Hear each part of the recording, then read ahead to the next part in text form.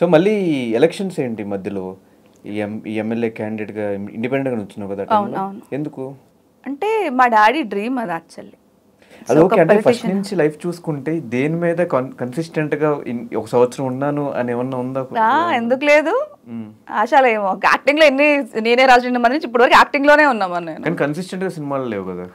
అది నాకు నచ్చితే చేస్తానబ్బా, ఇదే నచ్చితే చేస్తా, నచ్చకపోతే చేయను. ఇప్పుడు లిప్ లాక్ సీన్స్ వచ్చాయి నాకు బిగ్ బాస్ నుంచి వచ్చాక, కొంచెం బోల్డ్ క్యారెక్టర్స్ వచ్చాయి. ఇప్పుడు నా ప్రొఫైల్ అంతా చూడు, నేను ఇక్కడే ఉన్నాను కదా, నా ఇన్స్టా ప్రొఫైల్ సంజన అన్నీ అఫీషియల్ అని ఉంటుంది.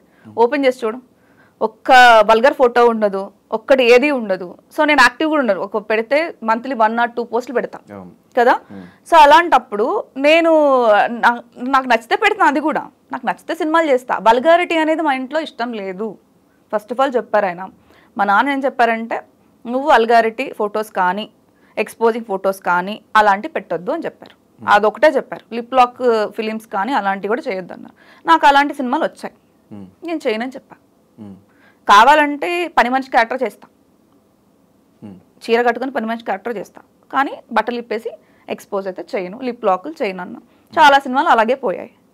కొన్ని కమిట్మెంట్స్తో పోయాయి, కొన్ని దానివల్ల పోయి, కొన్ని కమిట్మెంట్స్ వల్ల పోయాయి.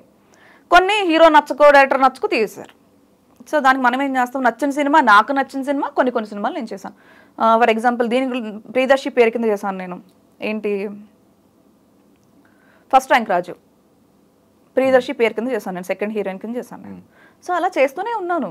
బట్ కాకపోతే అంత చెప్పాను, సోషల్ మీడియాలో యాక్టివ్గా లేకపోవడం వల్ల అంత బ్రేక్ రాలేదు. That is true. కానీ మోడలింగ్ ఇండస్ట్రీకి వచ్చినప్పుడు అన్నిటికీ యాక్సెప్ట్ చేసే వస్తారు కదా. మోడలింగ్ ఇండస్ట్రీ వచ్చి అమ్మాయిలు కానీ అబ్బాయిలు కానీ ఎలాంటి ఫోటోషూట్ అయినా ఎలాంటి ఫొటోస్కైనా రెడీ అయ్యి వస్తారు కదా. ఎందుకు ఈ సినిమా అనగానే వల్గర్ సీన్స్ కానీ లిప్ లాక్ సీన్స్ కానీ వద్దనుకుంటున్నావు? నాకు ఇష్టం లేదు అంతే, మా డాడీకి ఇష్టం లేదు, నాకు ఇష్టం లేదు అంతే. సో దానికి పెద్ద రీజన్ ఏం లేదు. ఇప్పుడు నాకు కంఫర్టబుల్ డ్రెస్ వేసుకుంటే నాకు కంఫర్ట్గా ఉంటుంది, లేకపోతే లేదు. ఇప్పుడు నేను చూసే సినిమా ఏదైనా, నేను చేసిన సినిమా అది మర్డర్ క్యారెక్టర్ అయినా సరే, ఇంకొకటి ఏదైనా సరే, ఏమనాలి, క్రూయల్గా ఏదైనా సినిమా పర్లేదు, మా నాన్న చూసి యాక్టింగ్ వరకే చూడాలి, నా బాడీ చూడకూడదు. అది నా రూల్. ఇప్పుడు నేను మోడలింగ్ అంటే మా నాన్నగారు రారు కదా. ఇప్పుడు నేను ర్యాంప్ నడుస్తాను, నేను మా నాన్న రారు కదా. సో నేను అది చెప్తున్నా. ఇప్పుడు నేను సినిమా మా ఇంట్లో పెట్టుకొని చూసుకో, అది లైఫ్ మొత్తం ఉంటుంది నాకు. మా ఇద్దరం కలిసి ఒక ప్రాజెక్టర్లో సినిమా వేసుకొని చూస్తున్నాం. మా నాన్న నా యాక్టింగ్ వరకు నా మొహం చూడాలి, కానీ నా కింద అంటే చూస్తారని తప్పు అనట్లేదు. ఏది కూడా నీ కూతురు వల్గారిటీగా అలా ఉంది అని కనిపించకూడదు అనేది నా కోరిక అంతే. దానికి పెద్ద రీజన్స్ అయితే ఏం లేదు. సో ఈ ఎమ్మెల్యే ఏంటి, ఎమ్మెల్యే క్యాండిడేట్గా ఇండిపెండెంట్గా నుంచోవడం ఏంటి, ఆ ఇంట్రెస్ట్ ఎప్పటి నుంచి పొలిటికల్గా? డాడీకి ఇష్టం అంటే చిన్నప్పటి నుంచి పొలిటికల్ ఫ్యామిలీసే. అంటే చుట్టాలు చాలా మంది ఉన్నారు కానీ మనం చెప్పలేం. ఇప్పుడు గెలవలేదు కొంతమంది ఓడిపోయారు. గట్టిగా డబ్బులు, పొలిటికల్ బ్యాక్గ్రౌండ్ అలా నేనేం చెప్పను కానీ ఎస్ ఉంది, కాస్త కూస్తా ఉంది.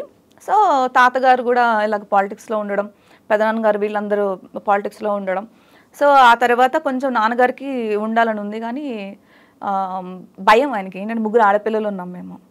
సో కొంచెం బ్యాక్ స్టెప్, ఒక్క స్టెప్ వెనక్కేసినా కూడా వీళ్ళ కెరియర్ స్పాయిల్ అయిపోతుంది. పెద్ద అయ్యే వరకు ఏ స్టెప్ తీసుకోలేదు ఆయన. చాలా బాధ్యతగా ఆయన వరకు వీళ్ళ ముగ్గురు సెటిల్ చేయాలన్న రెస్పాన్సిబిలిటీలోనే ఉన్నారు.